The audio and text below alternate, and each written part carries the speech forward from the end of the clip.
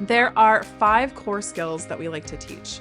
We want to simplify training as much as possible because if we overcomplicate it, you can get lost in the weeds a little bit.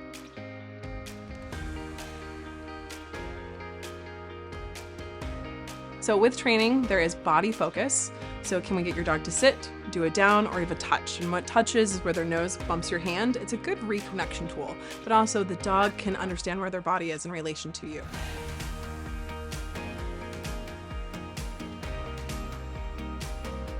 The second skill is what I like to call name game. That's where we load the dog's name as a command in and of itself, where they learn, hey, when I hear my name, I need to come and sit and look at you and also focus. This is also where we can build on come or recall. And then from there, we can do an emergency recall where it's life or death, you need to get to me right now. But all of that starts with, I need to pay attention to my name.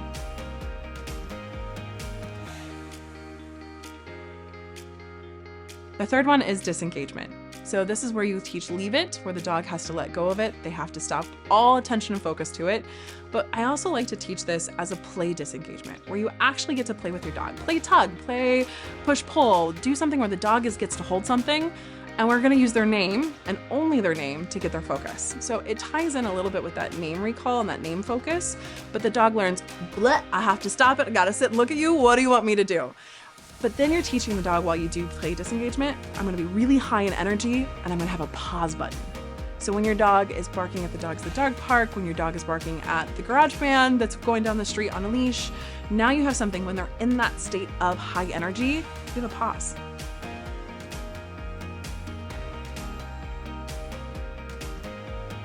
The fourth command that we like to teach is a duration command.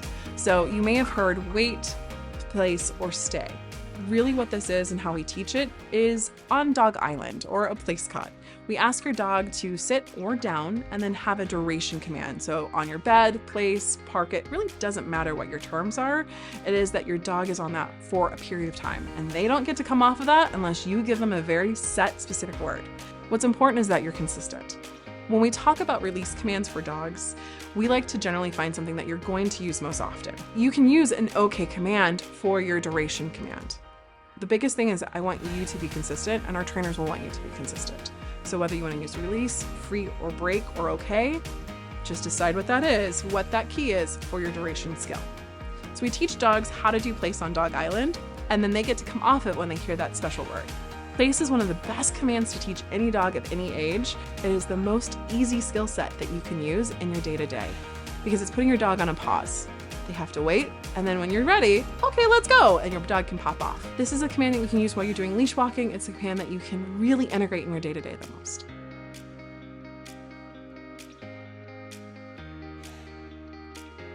Our fifth skill that we like to teach is leash manners. So whether you have a dog on a body harness, whether you have a flat collar, a prong collar, a slip lead, whatever something that connects the dog to you with a leash, the focus is that they have to learn their manners on that.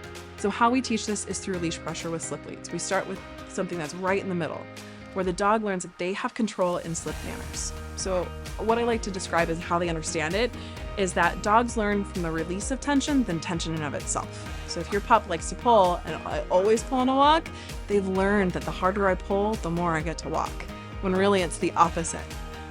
What we teach with that slip lead is it's a prompt. Hey, I gotta focus. Hey, I have to key in. So when they feel that prompt, then the leash is nice and loose. So they get to walk longer, further, do more things when there's no tension.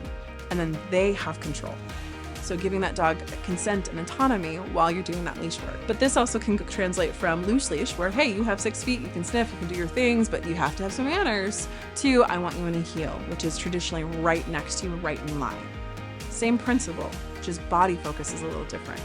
And if you want to have off-leash behaviors, now you don't have that boundary with the lead. It's now those verbal commands and markers with the pup that they know when I hear I'm in focus, I have to be focused.